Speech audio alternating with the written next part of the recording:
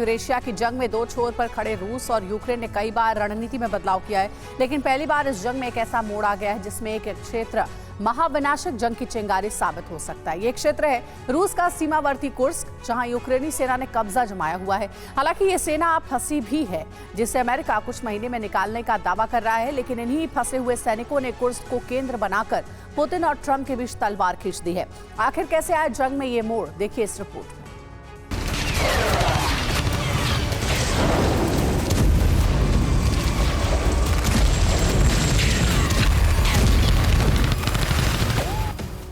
रूस के राष्ट्रपति पुतिन ने अपने सैन्य अधिकारियों के साथ मिलकर फैसला कर लिया है कि अब अमेरिका की सत्ता में कोई भी परिवर्तन हो, लेकिन ये जंग अब नहीं रुकेगी।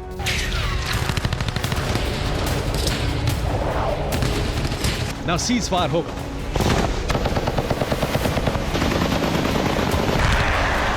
UEM जयपुर एक आदर्श लक्ष्य है। भावी छात्रों के लिए अच्छी नौकरी, भविष्य के लिए तैयार कौशल के साथ अच्छी शिक्षा।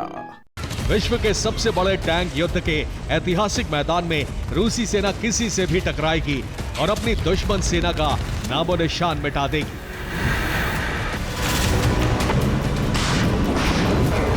इस फैसले के पीछे रूस के थिंक टैंक्स की युद्ध में जीत ही समाधान मानने की धारणा नहीं है, बल्कि इस फैसले का कारण है रूस की ऐतिहासिक जमीन पर यूक्रेनी सेना की आक्रामकता, जो आई है नेटो और अमेरिका के हथियारों से।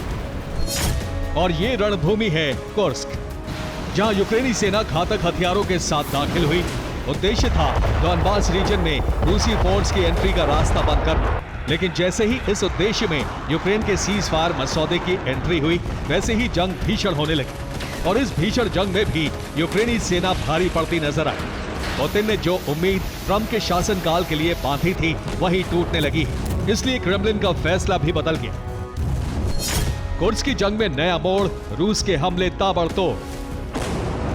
अब कुर्स्क को केंद्र बनाकर रूसी सेना जमीनी लड़ाई लड़ते हुए आगे बढ़ने की कोशिश कर रही है, ताकि जो यूक्रेनी सेना दाखिल हो चुकी है उसे लौटने ना दिया जाए। लेकिन रूस की रणनीति को यूक्रेनी सेना ध्वस्त कर रही है, क्रेमलिन को झटके पर झटके दे रही है। और ये झटका जितना रूस के लिए है, उतना ही रूस के मददगार किम जोंग के लिए भी है, जिसका प्रमाण है कुर्स्क क्षेत्र में हो रहा रूस का नुकसान। कुर्स्क की जंग पर व्हाइट हाउस ने जानकारी दी है कि इस जंग में रूस और उत्तर कोरिया को भारी नुकसान हुआ है। एक हफ्ते में ही उत्तर कोरिया के 1000 से ज्यादा सैनिक मारे गए हैं। दावे के तहत उत्तर कोरिया के सैनिक यूक्रेनी सेना के ठिकानों पर हमला करने पहुंचे थे, लेकिन पुराने तरीके से युद्ध लड़ रहे उत्तर कोरियाई सैनिक कुर्स्क में नहीं टिक सके। ऐसी ही जानकारी हफ्ते की शुरुआत में ज़ेलेंस्की ने भी दी थी, जिसमें उत्तर कोरिया के 3000 सैनिकों के कुर्स्क में मारे जाने का दावा था। हालांकि ये जानकारी मनोवैज्ञानिक प्रभाव डालने वाली भी हो सकती है, लेकिन इस जानकारी के साथ मरियंस्की पैलेस ने बीजिंग को इस मामले में हस्तक्षेप करने के लिए कहा था, ताकि प्योंगयांग पर दबाव डाला जाए और युद्ध का विस्तार न हो।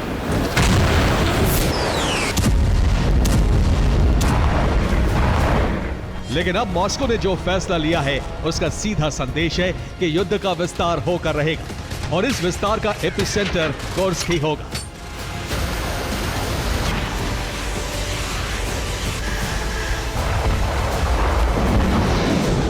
युद्ध के विस्तार के लिए कुर्स्क के केंद्र बनने की पुष्टि इस बात से भी होती है कि कल तक जो युद्ध सीज फायर में ट्रंप का योगदान तलाश रहा था, ट्रंप के सत्तासीन होने का इंतजार कर रहा था, उसकी उम्मीदों को पुतिन और ट्रंप ने ही धराशायी कर दिया है।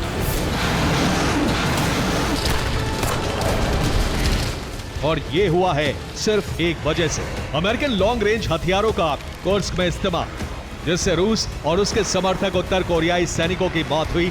और फिर पुतिन ने युद्ध न रुकने देने का फैसला कर लिया, जिसे 4 बिंदुओं ने सार्वजनिक कर दिया। पुतिन का पहला फैसला है टीम ट्रंप की तरफ से बनाया गया शांति प्रस्ताव खारिज करना।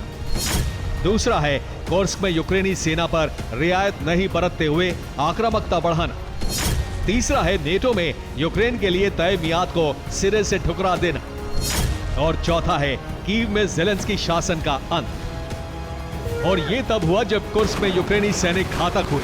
इन हमलों में हाइमार्स का इस्तेमाल किया गया था, जिसके बाद सीज फायर की उम्मीद में बढ़ती जा रही रियायत को छोड़ दिया गया है। ताकि रूस और उत्तर कोरिया के सैनिकों को ज्यादा नुकसान ना हो।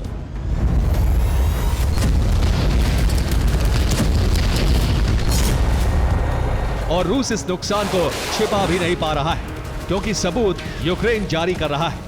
ये ऐसे ही एक कोरियाई सैनिक का शव है जिसके पास AFU को एक नोट भी मिला है। तो क्या पुतिन की आक्रामकता और नॉर्थ कोरियाई सैनिकों की एंट्री ने ट्रंप को भी फैसला बदलने पर मजबूर कर दिया है? ये भी हम बताएंगे, लेकिन उससे पहले कुर्स्क की स्थिति और यूक्रेनी फोर्स को मिल रही बढ़त का कारण जान लीजिए।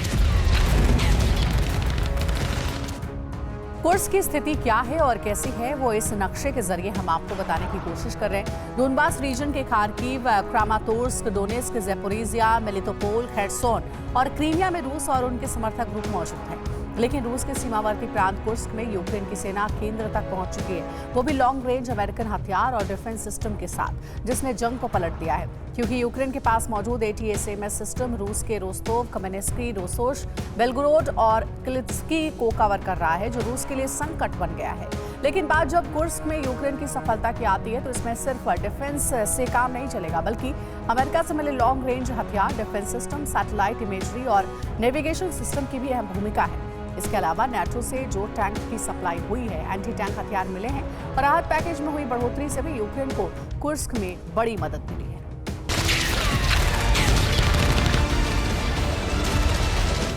अब रूस, उत्तर कोरिया, यूक्रेन, अमेरिका और नेटो देशों का फोकस सिर्फ कुर्स्क है। हालांकि अपनी जमीन बचाने और नुकसान से क्रोधित पुतिन का फैसला स्वाभाविक है, जिसका असर युद्ध भूमि में भी दिख रहा है। Mi-28 NM हेलीकॉप्टर से कुर्स्क सीमा पर AFU की रोटेशन रोकने की कार्रवाई इसका प्रमाण है। लेकिन पुतिन के फैसले और बारूदी एक्शन ने ट्रंप को नाराज कर दिया है, इसलिए यूक्रेन की ताकत और बढ़ सकती है।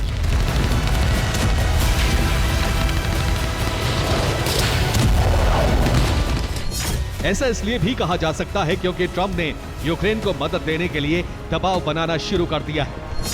सत्तासीन होने से पहले ही यूरोपीय देशों पर ट्रंप ने मदद बढ़ाने का दबाव डाल दिया है, जिससे पता चलता है कि अब ट्रंप के शासनकाल में भी यूक्रेन को मदद जारी रहेगी और निकट भविष्य में यूक्रेन में नेटो सेना की एंट्री भी हो सकती है, जिसके सबसे बड़े संकेत मिल रहे हैं यूक्रेन को भेजी जा रही सहायता से। ये सहायता सामान्य नहीं है, बल्कि रूस के खिलाफ विनाशक युद्ध को और ज्यादा भड़काने वाली है।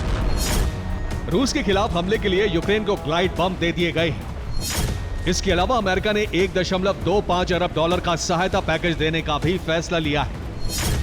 इस सहायता में NASAMS air defence system, Hawk air defence और स्टिंगर मिसाइल को शामिल किया गया है। इसके अलावा आर्टिलरी और टैंक के राउंड भी भेजे जा सकते हैं।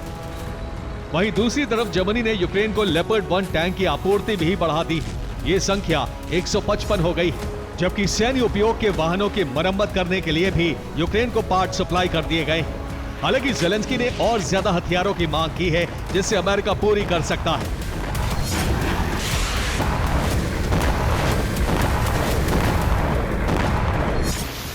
इसका मतलब साफ है कि रूस के मोर्चे पर यूक्रेन की ताकत बढ़ाई जा रही है और कुर्स्क में वहां युद्ध की भूमिका तैयार की जा रही है। Bureau report, TV9, Bharatvarsh.